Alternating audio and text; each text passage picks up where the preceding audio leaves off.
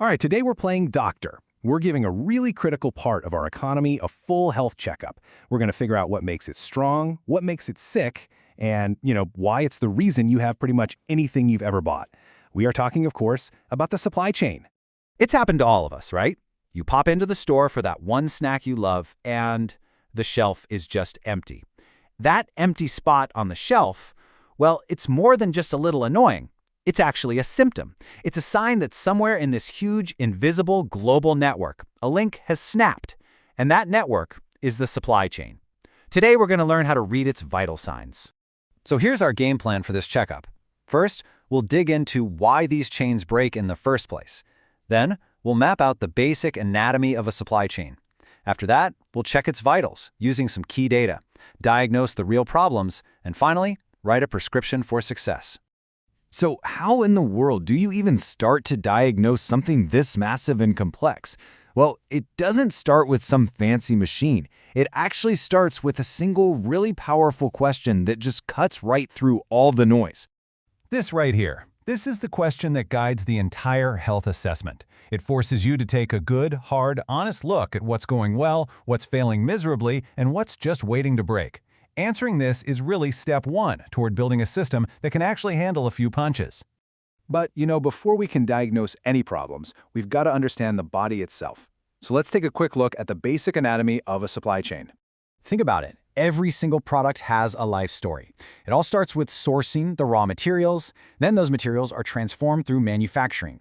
The finished goods then hang out in a warehouse for a bit before being sent out through a distribution network. And finally, that journey ends with a delivery right to the customer. Every single one of these steps is a crucial link in the chain. Now, a super critical measurement in this whole journey is something called lead time. That's basically the total time it takes for a product to get from the very beginning of the process to the very end. If that lead time is too long, or even worse, totally unpredictable, that is a major symptom of an unhealthy supply chain. And this whole journey isn't a solo mission, not at all. It's more like a complex dance between a bunch of key players. You've got your suppliers, the manufacturers, logistics partners, and the retailers. I like to think of it as a relay race. If even one runner stumbles, the whole team feels it. Okay, now that we've got the anatomy down, it is time to check the vitals. And in the world of supply chains, we do that with something called Key Performance Indicators, or KPIs. These are the hard numbers, the data, that gives us a real-time reading on the system's health.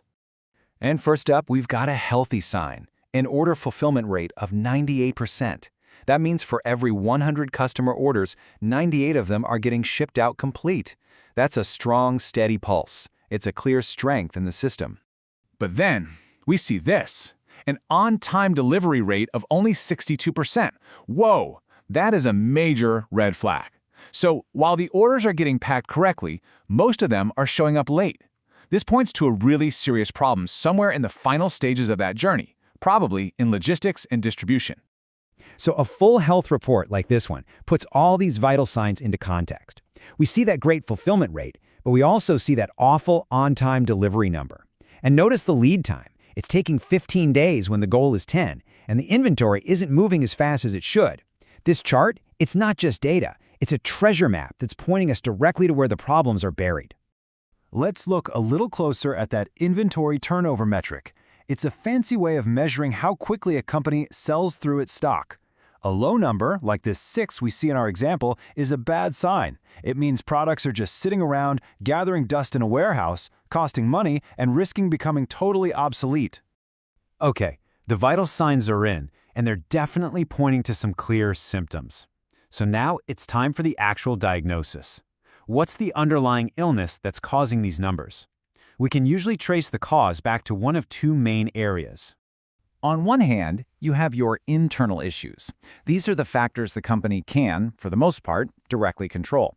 But on the other hand, you have external risks.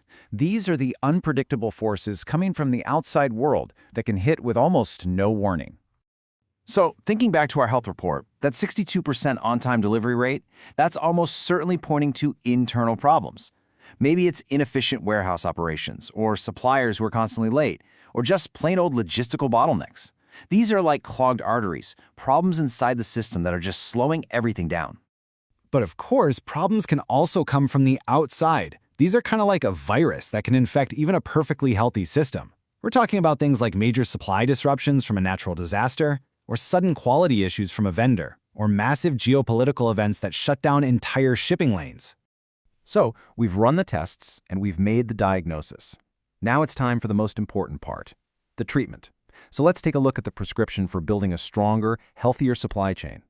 The treatment plan is actually pretty clear, and it has 3 core parts. First, you digitize and automate processes to make everything more efficient. Second, you diversify by not relying on just one supplier, which reduces your risk.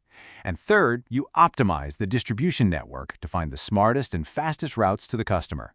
Because, at the end of the day, the goal here isn't just about fixing today's problems. It's about building a supply chain that is efficient when times are good, resilient enough to survive when things get tough, and scalable enough to handle whatever growth comes next. So, as we wrap this up, I want you to think about the coffee you drank this morning, or maybe the phone that's in your hand. All of those things went on an incredibly long journey to get to you. After our little checkup today, where do you think the weakest link in that chain might be? It's a question that businesses are asking themselves literally every single day.